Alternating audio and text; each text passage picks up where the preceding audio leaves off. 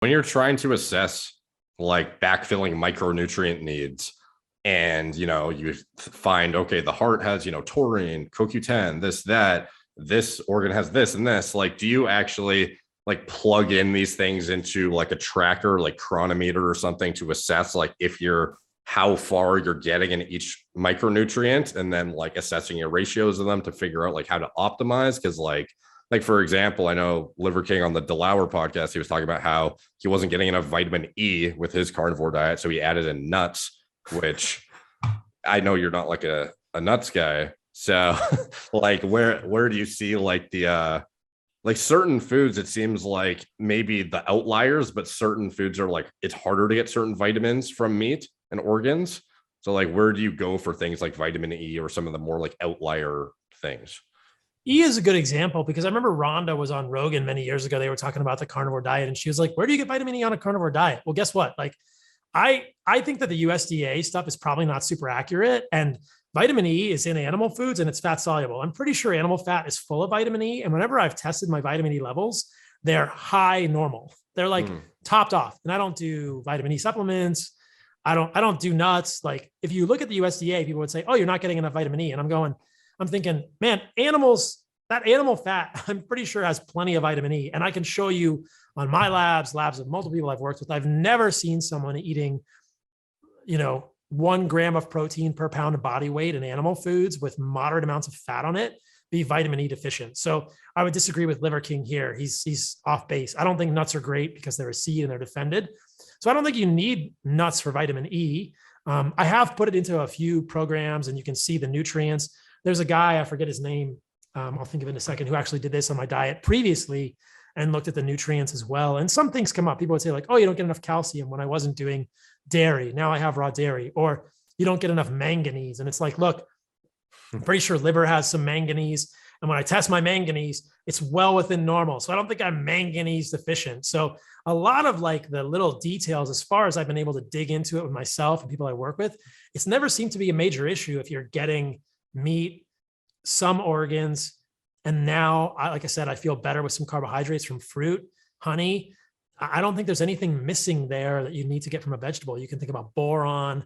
There's boron in avocados. There's boron in bananas. There's boron in honey. It's been interesting to try and see like what would I miss? And then you actually look deeper into it and you're like, actually, it's right there. Some people would say magnesium, but look, magnesium is super fascinating. Like nobody gets 400 milligrams of magnesium per day on any diet that's bioavailable without supplementation. So that RDA has got to be a little bit wonky. And I think that so many of the good sources of magnesium are not that bioavailable because they're clearly in nuts and seeds, which are going to have, molecules like oxalates and phytic acid that are going to chelate the magnesium. I mean, the lowest magnesium levels I've ever had were when I was on a vegan diet. Yeah. I had like cramping and multiple tests showing really low magnesium. Well, I had almonds and kale. And what do you want me to do? Where am I going to get my magnesium from? So there's 100 milligrams of magnesium in a pound of muscle meat. Okay, great. I'm eating 2 pounds a day. That's 200 milligrams of magnesium. That's probably very bioavailable, perhaps akin to heme iron versus non-heme iron. There's not a porphyrin ring encasing the magnesium or something, but I've got the suspicion that it's pretty darn bioavailable to get these minerals from animal foods relative to plant foods, because there's not these plant molecules, oxalates, phytic acid, that are chelating, that are in the plant sort of biochemistry and operating system. Do you think you get 4,700 milligrams of potassium per day from? Oh, I definitely now from fruit. I do. Okay.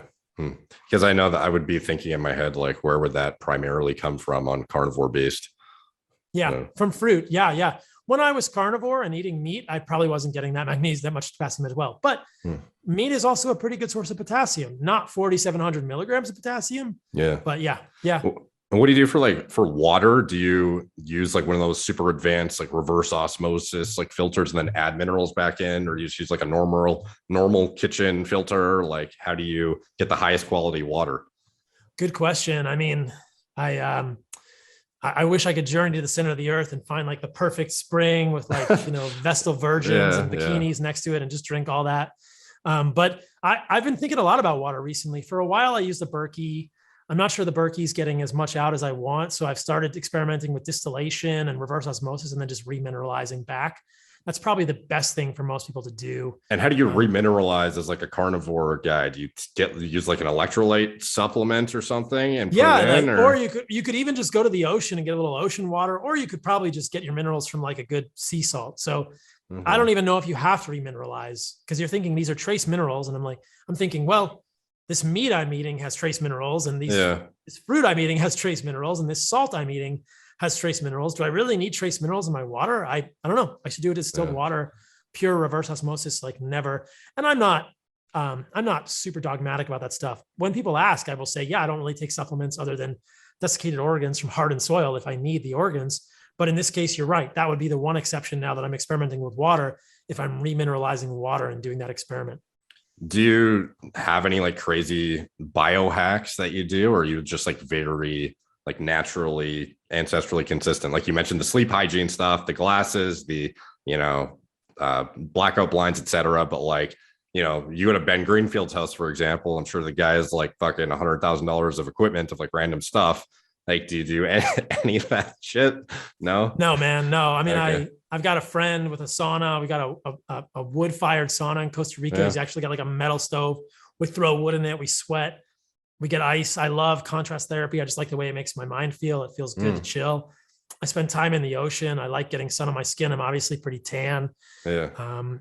Yeah, I don't do anything crazy. I don't have any crazy things. I've experimented with hyperbaric oxygen in the past. It's something I might look into more, but that's kind of fascinating to me. I love flotation tanks when I can get in and meditate, but I'm kind of anti biohacking in general. I like the simple stuff, man. And I feel so fortunate to get to spend a lot of time in a beautiful place.